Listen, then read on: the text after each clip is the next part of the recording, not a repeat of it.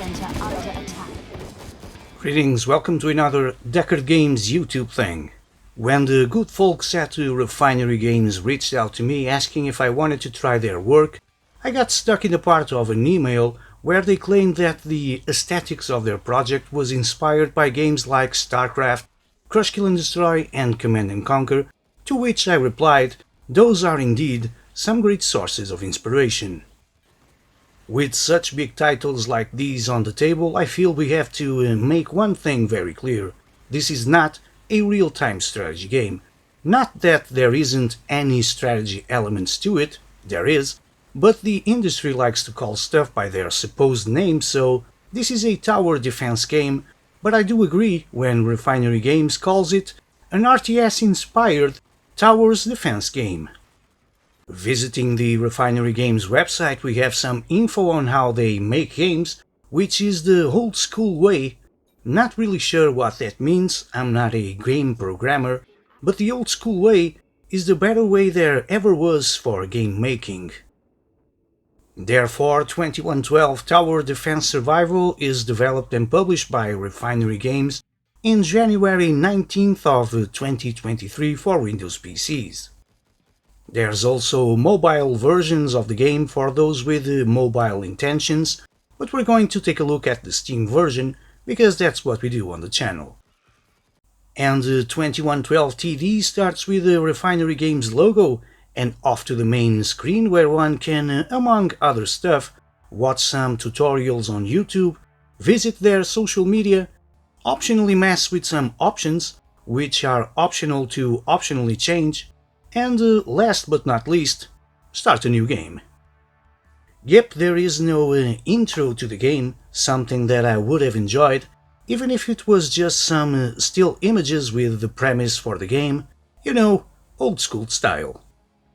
Despite the absence of an intro, we do know the game is set 100 years in the future, battle interdimensional flash spawn across the solar system, and defend Earth's colonies from complete annihilation. Alrighty then, let us start a new campaign. Right off the bat, I gotta give credit to the very cool and simple command center menu. There is a considerable amount of information to assimilate, but it is very well organized and clear, which is very important for a game like this. I truly advise when starting a new game to not skip the tutorials, as they are very handy to quickly learn the game mechanics, and you will continually get some messages and hints when something new happens or is discovered. Let us start with the most obvious detail that got me into the game, the design. Like aforementioned, Refinery Games says that the designs are inspired by games like StarCraft, KK&D and Command & Conquer. StarCraft and Crush Kill and Destroy for sure, Command & Conquer, in my opinion, not so much. Which for me is a good thing. StarCraft and KK&D have much more in common than Command & Conquer. The games are set in a dystopian future with advanced technology, where human colonies fight against alien enemies for survival. I can absolutely see both StarCraft and Crush Kill and Destroy in the game's aesthetics. Metal structures, advanced artillery, automated weapons, everything is there and looks great. The game plays in a isometric view, just like any good old real-time strategy game, and all the models look like pre-rendered with animations. And speaking of animations, they are awesome, from your landing command center to weapon deployment, fast firing and powerful charge attacks, fire and explosions, everything looks great. The same goes for the enemies, which range from your typical foot soldiers, fast four-legged creatures, to oversized and powerful demon look-alike creatures, all with great details and animations. I truly enjoy seeing hordes of enemies running while being on fire. A word to the battle maps, which take place in different planets and moons across the solar system. They are well designed with great attention to detail, but not very dynamic. I would very much like to see stuff getting destroyed while the battle unfolds. Stuff like craters, buildings getting knocked over, blocking paths, or giving place to new ones to defend.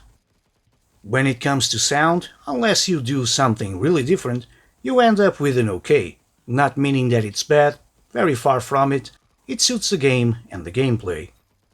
From weapons firing, airborne friends and foes passing, enemies running in large numbers, explosion, and the general sound of death.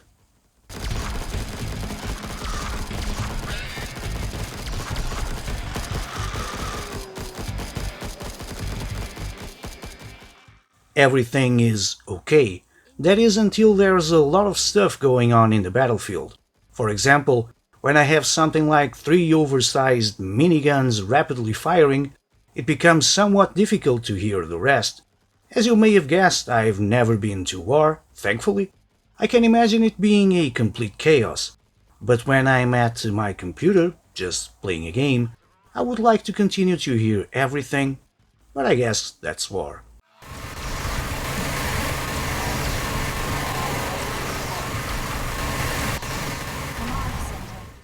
On to the gameplay, which is the most important aspect of a game like this. First things first, this game is fast-paced. There are two main screens to the gameplay, your command center and the battlefield. Like I've mentioned before, the command center is very well organized, and this is where you can select the mission you want to play, but more important, it's where the player can research and upgrade battle assets and access the tactical database to gather valuable intel to deploy on the battlefield. In each battle, experience points are earned, and these can be spent on weapons and command center upgrades. I found that when you have a strategy which kind of works for you, concentrating points to upgrade the assets present on that strategy is a good path to follow.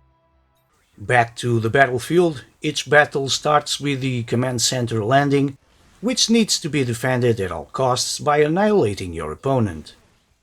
This is easier said than done. If in the first couple of levels everything goes smooth, the third and fourth scale up the difficulty, and so on.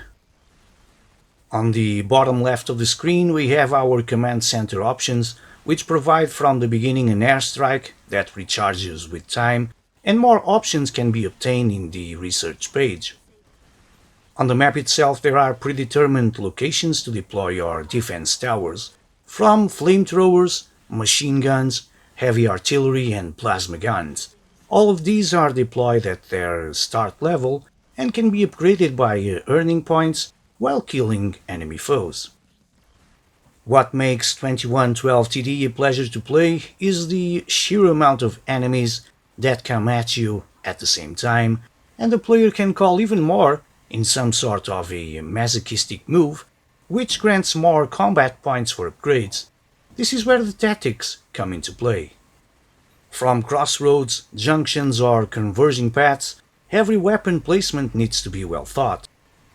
Not only that, some weapons are more and less effective on certain enemies. For example, having a crossroad far from the command center where enemies converge, and placing a rapid super minigun in there is a great way to kill lots of enemies or at least create some damage for when they get in closer to finish them. The same way goes for more powerful enemies which require more powerful weapons, like an upgraded plasma gun, all these keeping an eye open for airborne enemies which can only be attacked by certain weapons. Final and very quick word on the weaponry. They are awesome, but I would like to have more options, and I mean lots of more options. All targets have been neutralized.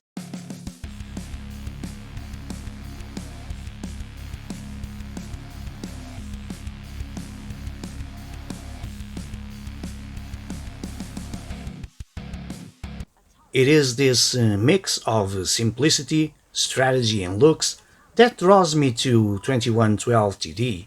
I was just playing it last night and without noticing, a couple of hours had passed and it was time to hit the sack. This is how this game gets you. I'm so simple to play and yet so challenging. You end up going on another round to try a different strategy. If you lose, You will eventually get more XP for that upgrade you really wanted, and you go back to it to try it out. If the first few missions feel like a breeze, do get ready for some real challenges along the way on defending humankind. Enemies have the numbers and they are relentless. Luckily, humankind has the best commander for the job. You, always ready for another go.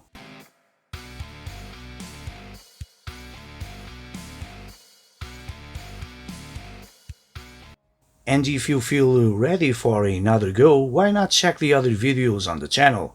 There's plenty that hopefully you can get some enjoyment out of it. If you like this video, leave it a thumbs up and subscribe to the channel because I really appreciate your support. As always, thank you very much for watching this, and until my next video, please do take care.